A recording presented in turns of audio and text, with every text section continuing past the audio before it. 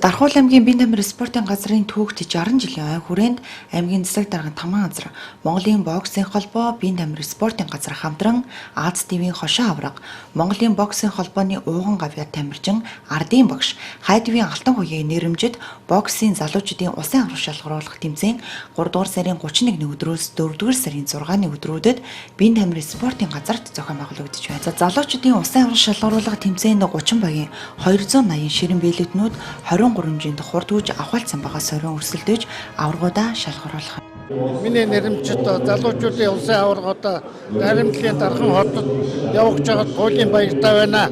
Тэгээ юуны энэ тэмцээнд оролцож байгаа тамирчид, дасал жуулагч, шүүгчтэй одоо спортын өндөр амжилт хүсэн өрөөё.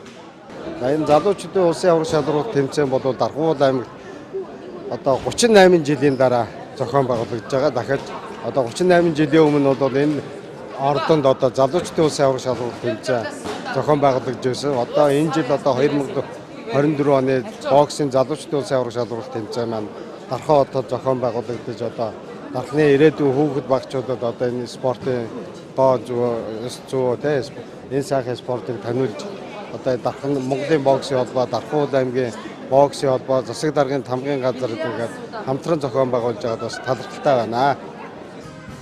Тэмцээний нээлтийн үеэр Монгол Улсын гавьяа тамирчин ардын багш Алтан хуяг, аймгийн засаг даргын 5 газрын дарга Хүрэл Чулуун, Бинтамир спортын газрын дарга Амраа, Дархуул аймгийн боксын холбооны тэргүүн Мөнхташ нарт тэмцээний дурсгалын медалийг гард төлөө өгсөн юм а.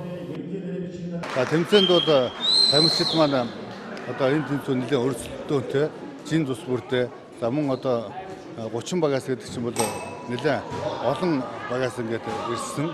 Ер нь бол тэмцээний хувьд нэлээд өндөр зохион байгуулалттай бас нэлээд шансаатай ийм тэмцээн болж байна гэж бодож байна.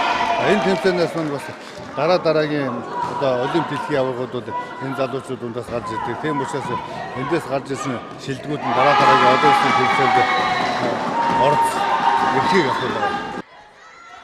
За Монгол улсад боксын спорт 76 жилийн өмнөөс хөгжиж эхэлсэн түүхтэй.